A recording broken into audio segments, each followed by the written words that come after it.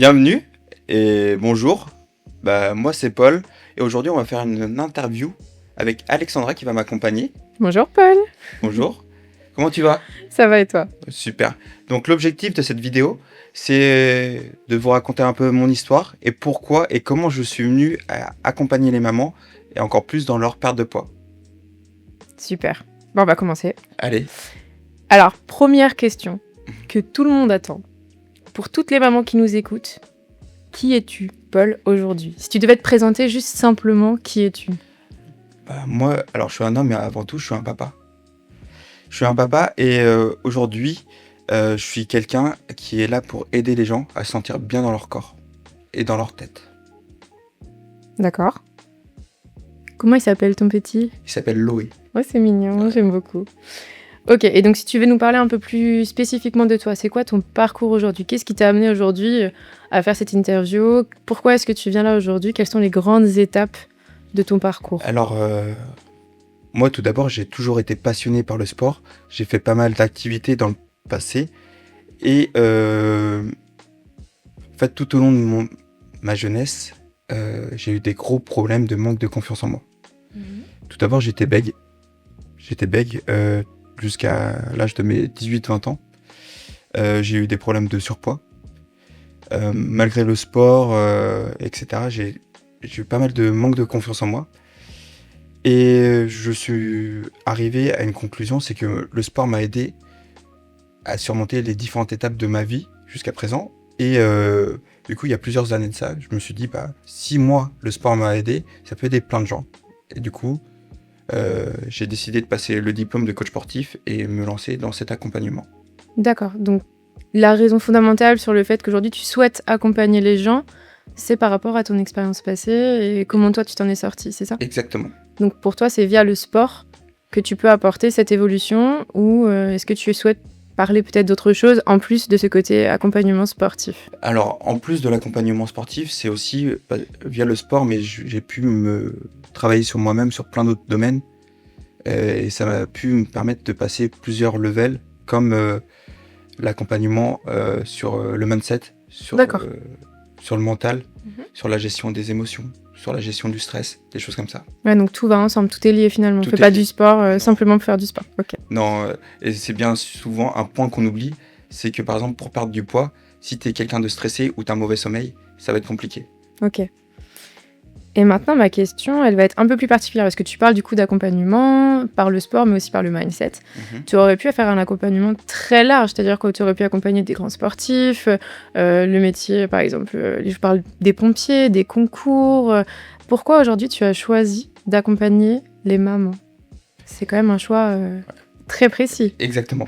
Pourquoi les mamans? Parce que, alors, au départ, suite à mon diplôme, j'ai commencé à accompagner tout type de personnes. Les pompiers, j'étais gendarme, donc j'étais dans l'accompagnement déjà auprès des gens à plusieurs étapes de ma vie. J'ai fait des accompagnements sur des concours spécifiques.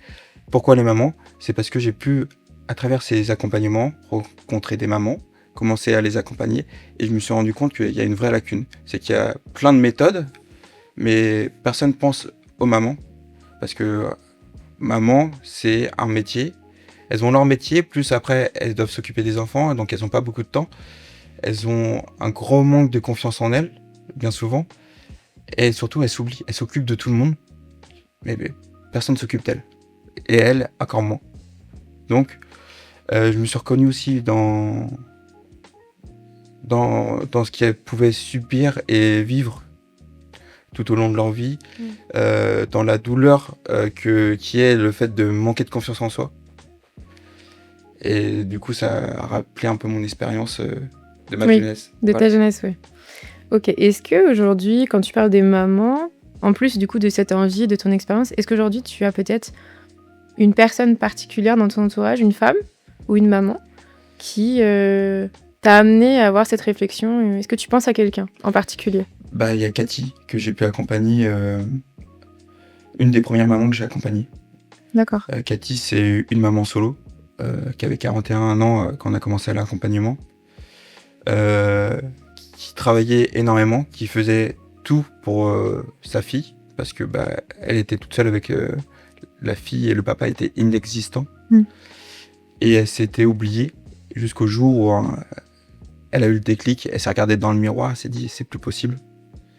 C'est plus possible et à tel point c'est que quand on a commencé l'accompagnement, elle n'était pas capable de monter un escalier sans pause. Elle était essoufflée dès les premières marches. Okay. Donc là encore plus, on parle pas seulement de bien-être en termes de bien-être dans sa tête, c'est aussi bien-être physique, mais on parle encore plus de santé. Ok, je comprends.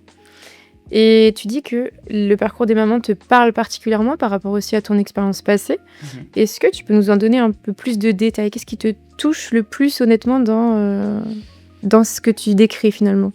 En fait, dans les échanges que j'ai pu avoir avec les mamans, parce qu'il faut pas oublier, je suis pas maman et je serai jamais une maman. Ça, on sait pas. Jusqu'à preuve du contraire, non. Physiologiquement, c'est pas possible. Par contre, ce que je peux voir et entendre, c'est qu'elles ont beaucoup un manque de confiance en elles. Elles sont pas bien dans leur corps. Elles s'oublient. Et c'est ce que j'ai pu vivre dans le passé. Quand j'étais bègue, bon, ça peut s'entendre encore de temps en temps, mais quand j'étais vraiment bègue, j'avais un gros manque de confiance en moi. J'ai eu une période où j'étais en léger surpoids. Aussi, je sais ce que c'est de pas se supporter dans le reflet du miroir. Je sais ce que c'est de pas avoir confiance en soi, de pas oser. Et du coup, c'est là où je peux m'identifier à elles, et c'est pour ça que j'ai voulu particulièrement les aider, ces mamans. D'accord. Et aujourd'hui, quand tu parles de ces difficultés, quand tu regardes la plupart des gens aujourd'hui qui connaissent finalement, on connaît tous une maman autour de nous, une jeune maman ou pas, nos propres mamans, mais selon toi, quelle sont les plus grandes difficultés que les mamans elles-mêmes et que leur entourage n'arrivent pas à voir, qu'elles peuvent surmonter, mais que c'est comme si c'était une fatalité et que toi, aujourd'hui, tu peux les aider à surmonter ces choses-là? Alors, ça va dépendre des mamans, hein. Chacun vit les choses différemment, mais souvent, ça va être un manque de temps. Elles vont pas avoir le temps. Du coup, c'est pour ça que j'ai mis en place des méthodes qui prennent 10 à 20 minutes maximum, qui permettent de se recentrer sur soi-même, parce que ça, c'est une autre difficulté, c'est qu'elles s'oublient. Elles s'oublient totalement. Et elles sont pas en capacité de prendre même 10 minutes pour soi dans la journée. Alors que c'est quelque chose de primordial. De prendre le temps de respirer, de prendre le temps de se retrouver avec soi-même, d'être en adéquation avec soi et son corps. D'accord. Est-ce que tu as un moment particulier quand tu parles de ça? Est-ce que tu as une expérience vécue qui t'a dit ok, là, je vois vraiment, c'est des personnes qui sont vraiment à bout et je veux leur apporter ce qu'elles ne voient pas, je veux les accompagner. Est-ce que tu as peut-être un moment précis ou une période précise qui t'a fait dire ok, je veux être présent pour ces femmes? Alors, un moment précis, j'aurais pas exactement. Par contre, auprès des différentes mamans que j'ai pu accompagner, c'est vraiment quelque chose que j'ai pu constater, c'est que elles se réveillent, elles enchaînent le tunnel du matin avec la préparation des enfants. Après, le travail, les courses, le tunnel du soir avec les bains, les devoirs, etc., etc. Une fois que tout le monde a mangé, que tout le monde est couché, elles sont exténuées, elles vont se poser dans le canapé ou dans le lit et scroller sur les réseaux. Et là, je comprends que c'est nécessaire, que ça fasse du bien, mais juste prendre à différents moments dans la journée, juste cette pause pour respirer, pour se recentrer sur soi-même, ou aller marcher. Après, bon, on est en hiver par exemple, c'est pas forcément la période idéale, mais par contre, prendre un moment, juste se recentrer, se poser, respirer, et écouter ce que le corps et nos têtes nous disent. D'accord. Et quel a été pour toi le déclencheur? Parce que comme tu parles en fait de ce tunnel chez les femmes, leur routine qui finalement est un peu un cercle sans fin, elles n'arrivent pas à sortir de ce schéma-là. Toi qui parles de ton expérience, qu'est-ce qui a été pour toi un déclencheur qui t'est dit ok, là c'est fini, je veux changer, je veux aller plus loin, je veux évoluer? Qu'est-ce qui a été qu'est-ce qui a été ta source de motivation pour sortir de ça en fait? Par rapport à moi-même? Oui. Alors, on va dire que c'est différentes claques qu'on prend au fil des années. c'est un ensemble. Tu te rends compte que si tu veux prendre soin de toi, faut commencer par s'occuper de ce qu'il y a dans ta tête en même temps que ton corps. Parce que la tête et le corps, les deux sont liés. Comme je disais tout à l'heure, si tu es quelqu'un de stressé et que tu n'arrives pas à perdre du poids malgré les régimes, etc., faut peut-être aller voir ça. Si tu as un mauvais sommeil, ça va impacter l'ensemble de tes hormones, donc l'ensemble de ta journée. Tu as sûrement dû déjà te réveiller un matin, être stressé, être fatigué. Et là, si tu prends pas le temps de respirer avant d'entamer ta journée, tu vas te dire « Ah, ça va être une journée de merde ». Et fondamentalement, la journée va être merdique. Alors que si tu prends le temps, si tu prends juste 5 minutes, tu prends une grande inspiration, tu te dis « Allez, il fait beau, c'est une bonne journée », etc. Tu vas voir, mentalement, tu vas changer de mindset et du coup, ta journée aussi va changer. Et une fois que tu fais ces exercices une fois, tu te rends compte de la puissance de tes pensées. D'accord. Et si on ramène au sport, quel rôle en fait le sport a joué dans ton expérience, dans ta vie, qui t'a amené aujourd'hui ici? Quel est pour toi le sport, au-delà du physique? Qu'est-ce que ça a apporté? Quel rôle ça a joué sur le plan, je dirais émotionnel, physique, mental? Déjà, je trouve qu'à travers le sport, tu peux apprendre plein de valeurs. Quand tu es jeune, ça t'apprend la valeur du dévouement, la discipline, la persévérance, le courage. Et encore plus que ça, le sport va te permettre de te défouler, donc gérer tes émotions. Par exemple, on parlait du stress, je reprends le même exemple, mais tu as du stress, tu as de la colère, tu vas pouvoir te défouler à travers le sport, par exemple. Ok, je comprends. Et quand tu parles de tout ça par rapport à ton... On en revient finalement à ton expérience, à tout ce que tu as pu vivre par le passé. Comment aujourd'hui ça a influé sur ta personnalité, sur la personne que tu vois, et comment aujourd'hui tu abordes ton nouveau métier par rapport à toute ton expérience passée? Comment toutes tes expériences, le sport, tes difficultés, tout ce que tu as traversé, le travail de ton mindset, aujourd'hui, comment tu abordes finalement le métier que tu souhaites promouvoir aujourd'hui?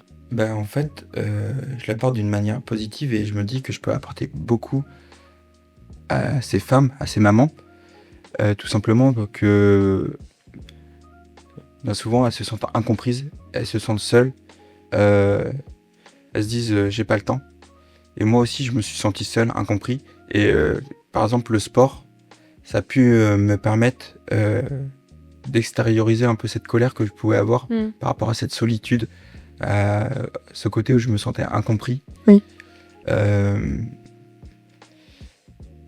Et puis ça permet justement de retrouver confiance en soi.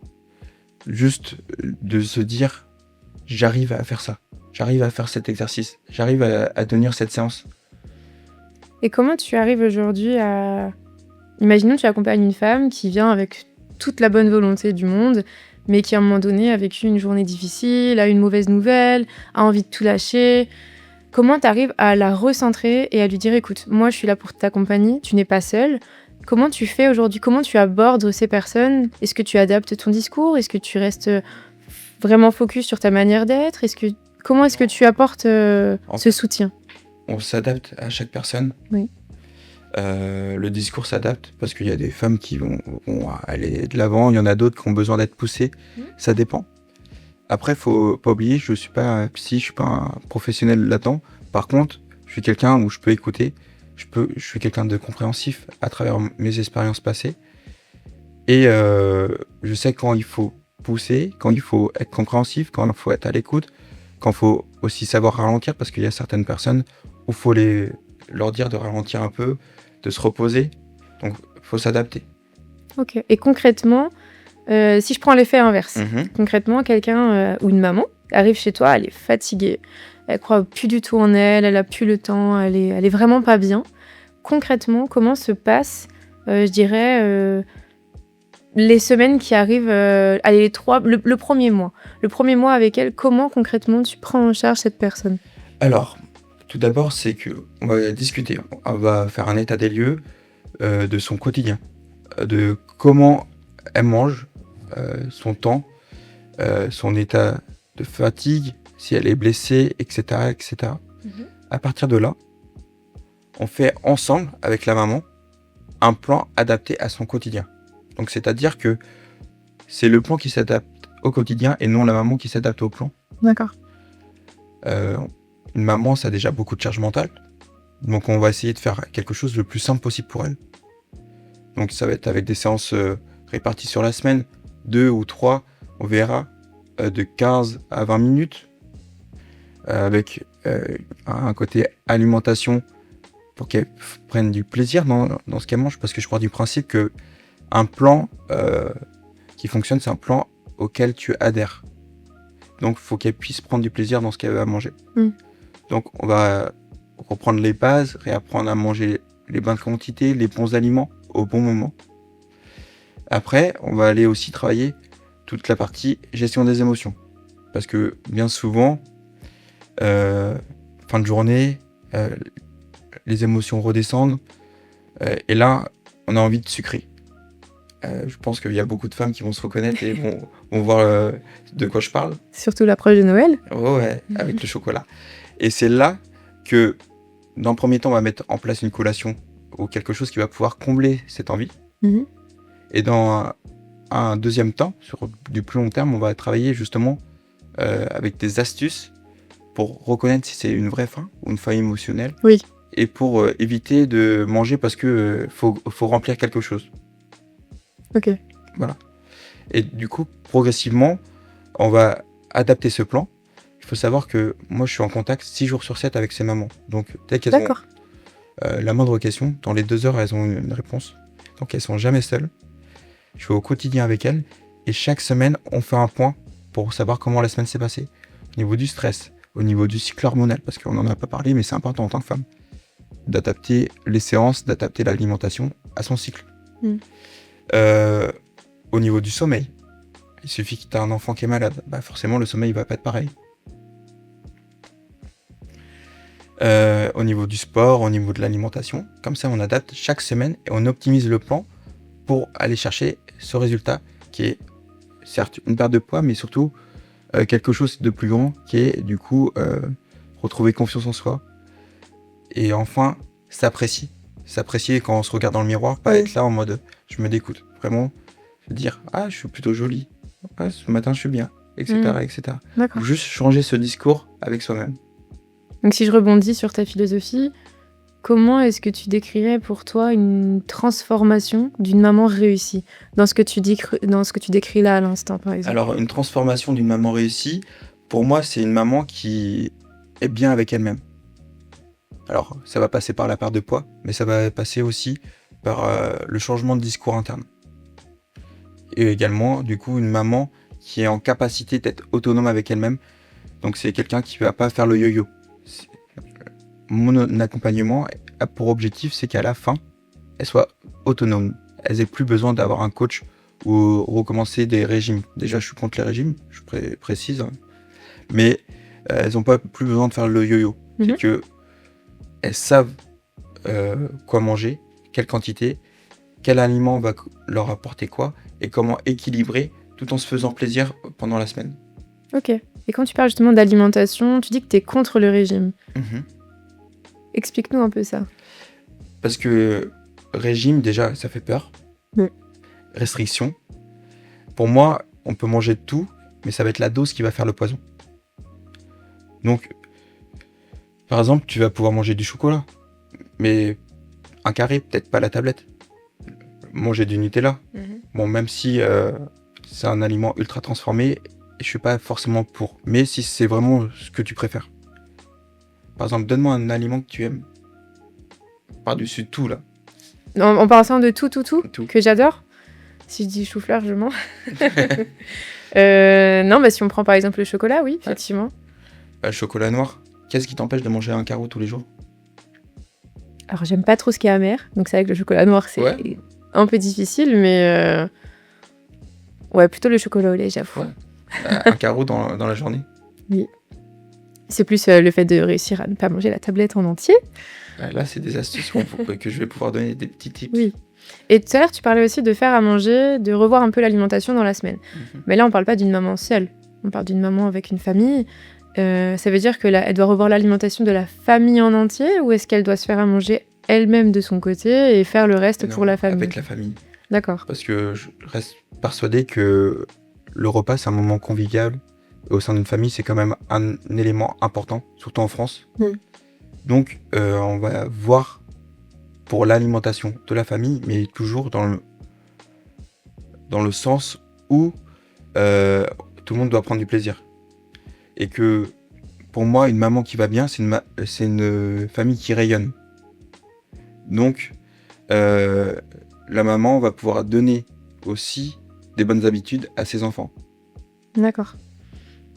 Et imaginons que dans la famille, en général, c'est difficile, que le changement est pas forcément très bien apprécié, qu'elle se sent un peu seule finalement face à ce changement-là, qu'elle se sent pas un peu soutenue. Comment est-ce que tu abordes ce sujet? Comment est-ce que tu peux leur apporter ce conseil de dire voilà, faut penser aussi à toi, même si ta famille c'est ta famille, mais il faut aussi que tu arrives à penser à toi. Je vois ce que tu veux dire. Alors, déjà, faut savoir que c'est pas un changement brutal et c'est pas un gros changement parce que souvent, tout le monde ne va pas manger burger, pizza à chaque fois.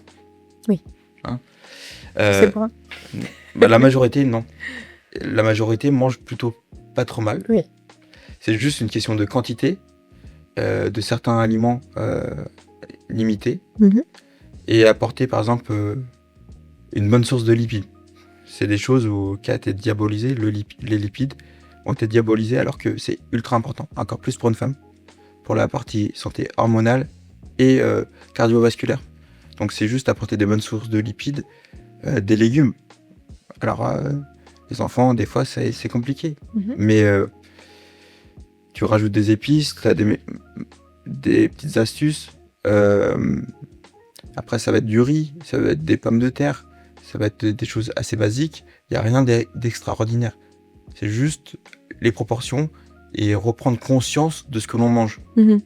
Tu partages des petits tips comme ça, des petites recettes avec tes élèves? Bien sûr. J'ai tout un support PDF avec énormément de recettes. Super. Avec des recettes de snacks, justement pour les collations, pour se faire plaisir. Avec aussi une liste de menus, des choses adaptées, avec même une vidéo qui explique plein de petites subtilités par rapport à ça. Et quand tu abordes justement ces sujets alimentaires, mais aussi de culpabilité, de responsabilité, de stress, comment aujourd'hui tu abordes ça avec les mamans comment tu arrives à aborder ce sujet qui peut parfois être difficile à parler pour le rendre plus simple finalement? Après, ça va dépendre de chaque personne. Ça va venir au fil du temps, avec la discussion. Déjà, je vais avoir pas mal d'informations pendant le questionnaire de découverte. D'accord.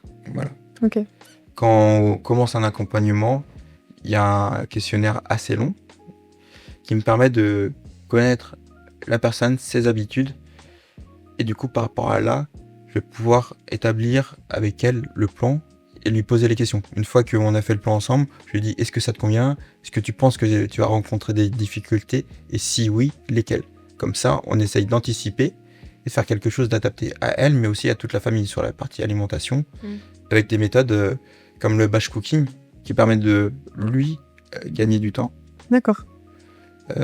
Donc le batch cooking, c'est tu prépares en grosse quantité pour 2, 3, 4 jours maximum. Et après, tu n'as plus besoin de cuisiner. Donc en 1h30, tu peux avoir cuisiné pour plusieurs jours. Comme ça te fait ça en moins. Ok. Et si tu devais nous prendre juste un exemple, une de tes élèves, une des mamans auxquelles tu as accompagné, qui t'a, je dirais pas plus marqué qu'une autre histoire, mais si tu devais en choisir une aujourd'hui, est-ce que tu pourrais nous parler un peu de son histoire? On va pouvoir reprendre Cathy. Cathy, ok. Cathy, parce que c'est l'une des premières que j'ai accompagnées. Cathy, c'est une très belle histoire parce que, comme je disais, c'est quelqu'un qui était incapable de monter un escalier. Au bout de 3 mois, elle pouvait monter 5 étages sans t'essouffler, sans avoir besoin de faire de pause. C'est quelqu'un qui s'était oublié totalement. qui osait pas dire non aussi. Du coup, elle était un peu exploitée au niveau du travail. Et du coup, c'est quelqu'un qui a repris confiance en elle, qui a pu fixer des limites dans le cadre de son travail, par exemple. Et c'est quelqu'un qui a perdu quand même 12 kilos en l'espace de 3 mois. Ok. Bravo Cathy. En effet, on peut la féliciter parce que ça n'a pas été facile. Ah oui, effectivement. Comment ça s'est passé du coup ces 3 mois? Quelles ont été les épreuves, les moments de réussite? Comment tu célèbres les réussites? Comment tu encourages en cas d'échec? Enfin, d'échec. C'est des épreuves, hein, mais... Alors, déjà, pour moi, il n'y a pas de petite victoire. Juste réussir à pas craquer et à gérer sa partie émotionnelle par rapport au grignotage. Pour moi, c'est déjà une très belle victoire. Et en cas de craquage? Il n'y a rien de grave. Comment tu amènes le sujet? Est-ce que la culpabilité est très présente? En cas de craquage, c'est un coup à se dire, bon, bah, tant pis, j'y arrive pas. Quitte à craquer une fois, je vais craquer. Comment tu amènes ce sujet-là de manière beaucoup plus simple? Alors, je vois bien le foutu pour foutu. Voilà, déculpabiliser. On le connaît tous. Mais manger un peu plus, il n'y a rien de grave, il n'y a rien de irrémédiable. Il faut tranquille, zen, faut se détendre. C'est pas parce que tu as craqué une fois que tout est foutu. Non. Après, là où il faut être intelligent, et c'est les questions qu'il faut se poser, c'est pourquoi? Qu'est-ce qui a fait que? Et justement, aller chercher la source du problème. Non pas regarder, c'est pas bien, t'as pas mangé tout ça. Non, c'est pourquoi? Qu'est-ce qui a fait que? Est-ce que c'est émotionnel? Est-ce que c'est vraiment une vraie envie? T'as une vraie faim? Et comment on peut résoudre ce problème, résoudre ce craquage pour pas que ça revienne? D'accord. Donc c'est vraiment la construction de solutions. Et comment tu arrives, par le discours, par des exercices, pour déculpabiliser justement un craquage, et surtout dans les débuts? Alors ça va dépendre, ça va être le discours, aussi démontrer, suivant les personnes, il y a des personnes qui ont besoin qu'on leur démontre avec des chiffres, en termes de calories, leur expliquer comment ça fonctionne, que si tu fais un craquage, ça peut se rattraper, il n'y a rien de grave, mais surtout, si tu craques, par exemple, ce soir tu rentres, tu craques, pas se dire demain je mange que des légumes. C'est pas bon. Demain tu reprends ta journée normale et c'est pas grave. Ça va prendre quelques jours, mais ça va revenir à la normale et ton craquage va être effacé. Ok. Donc l'idée c'est de limiter les craquages, mais de pas les supprimer non plus. Alors je parle pas de craquage. Des moments plaisir? L'idée c'est ça. C'est d'inclure des moments plaisir et de se faire plaisir. Tout au long de la journée, tout au long de la semaine, à des moments précis. Et ça revient à ce que je te disais tout à l'heure, c'est que pour moi, un bon plan, c'est un plan auquel tu adhères. Ok.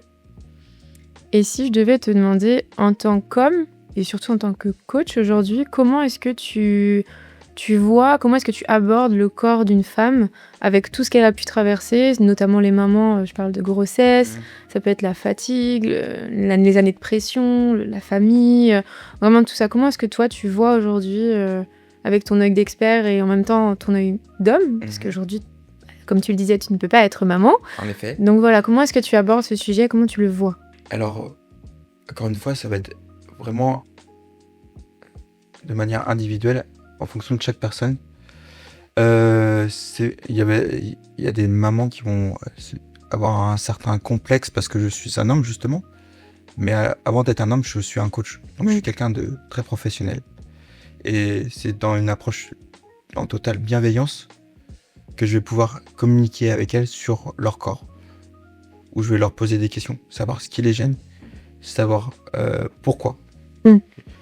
Et après, chaque expérience de vie est différente. Donc, c'est vrai qu'il y en a qui vont être plus complexés que d'autres, etc., etc. Mais ça va être dans l'écoute, dans la compréhension, dans la bienveillance et dans le questionnement. Et justement, aujourd'hui, qu'est-ce que tu dirais, là, aujourd'hui, maintenant, qu'est-ce que tu dirais à une maman qui déteste son corps, qui se cache, qui ne se supporte plus, qui n'ose même plus se regarder dans un miroir, ou ne serait-ce que d'acheter des vêtements pour lui faire plaisir et pas pour se cacher? Qu'est-ce qu'aujourd'hui tu lui dirais, là, droit dans les yeux? que ça va aller. Droit dans les yeux. Que ça va aller. Non, il n'y a rien d'irrémédiable. Donc, tout va bien se passer. Faut prendre son temps, faut s'armer de patience, mais ça va aller. Tu vas pouvoir reprendre confiance en toi. Tu vas pouvoir enfin retrouver un corps dans lequel tu vas être bien. Et enfin regarder avec plaisir ton reflet dans le miroir. Très beau. Et aujourd'hui, quand tu parles de ton rôle dans la vie de ces femmes, de ces mamans que tu accompagnes, quelle est ta place aujourd'hui? Comment est-ce qu'aujourd'hui tu arrives à garder ce rôle d'accompagnateur, de personnes présentes à leur côté, sans non plus être trop présent, mais comment est-ce que tu te places justement dans leur vie aujourd'hui? Alors, c'est vrai que ça peut être complexe, parce qu'il y a certaines mamans qui vont avoir besoin de moi beaucoup, d'autres pas beaucoup. Faut pas oublier que moi je suis là juste pour les accompagner. Je suis ni leur mari, ni leur ami, ni quelconque d'autre. Je suis un support en plus pour les accompagner. Donc, en fonction des personnes, des fois il va falloir fixer certaines limites. Moi je suis disponible de 8h à 19h. Après, le soir, c'est délicat, on va dire. On va dire c'est délicat, suivant les personnes. Il y a des personnes qui vont avoir besoin vraiment d'une présence quotidienne. Donc, que je les écoute, que je leur réponde. Mais c'est dans mon discours, dans ma posture, c'est ça qui va faire la différence. Est-ce que tu parles de discours, de posture, est-ce que justement, j'ai compris que tu adaptais ton discours et ta manière d'aborder selon les profils. Est-ce que tu as déjà rencontré des profils qui ont besoin forcément d'un discours gentil et bienveillant, mais qui ont aussi parfois besoin d'avoir un coach qui est ferme? C'est-à-dire dire, voilà, écoute, j'entends, oui, tu as des problèmes, oui, j'entends tout ça, mais aussi...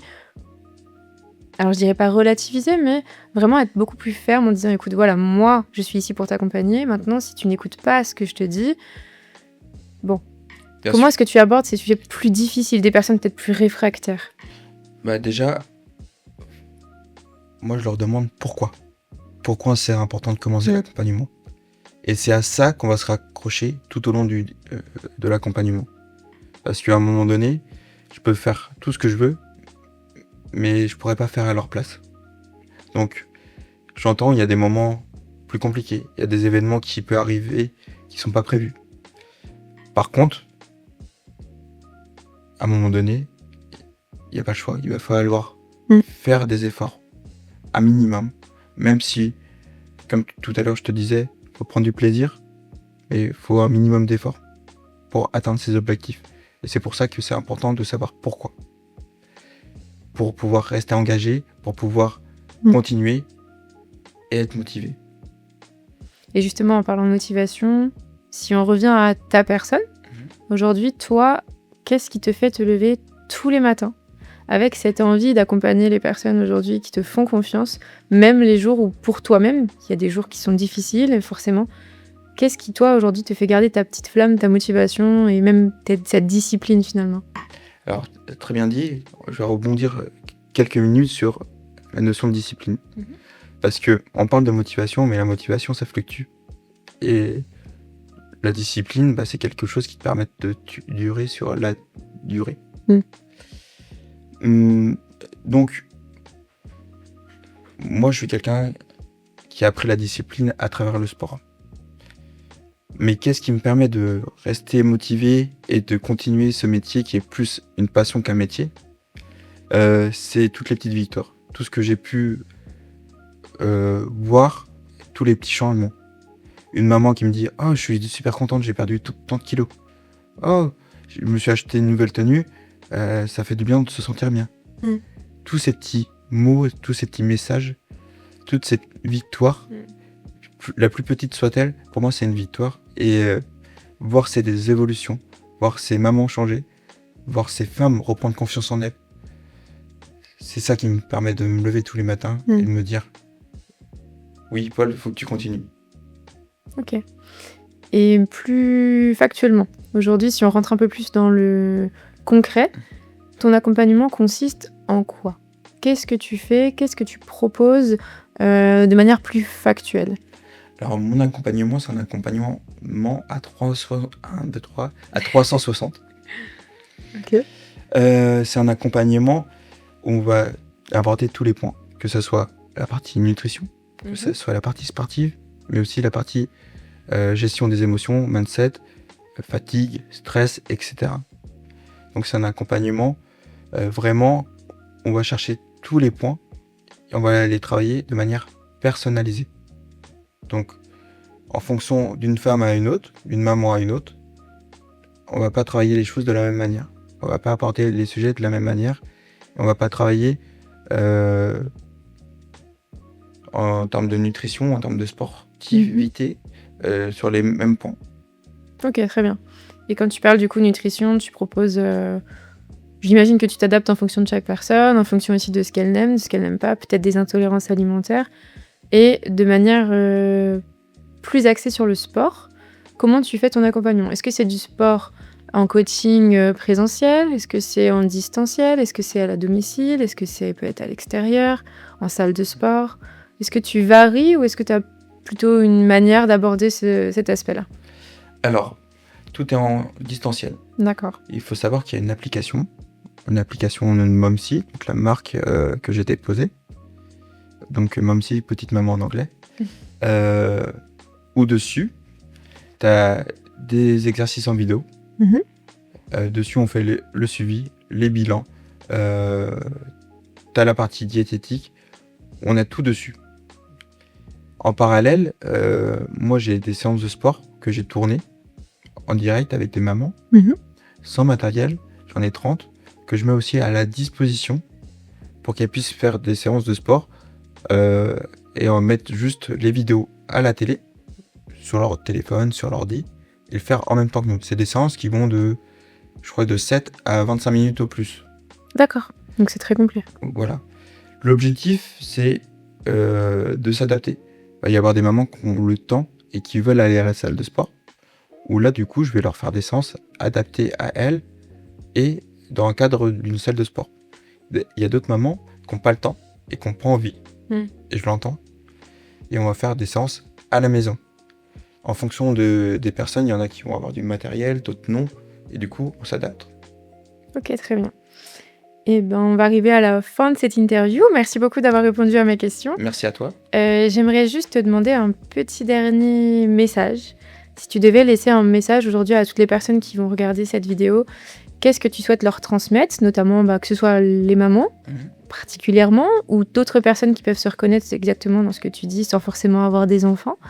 Qu'est-ce que tu souhaites leur transmettre qui pourrait les marquer et qui pourrait leur donner envie d'avoir ce déclic et de prendre leur vie en main? Alors qu'il n'y a rien d'irrémédiable. Il faut garder confiance en soi, garder confiance en la vie et qu'on peut toujours y arriver. Regardez-moi, là je suis en vidéo, je fais des vidéos sur YouTube, alors qu'il y a quelques années j'étais bègue, j'étais pas capable de parler en présence d'un groupe. Donc on peut tous évoluer, on peut tous y arriver. Merci Paul. Merci à toi.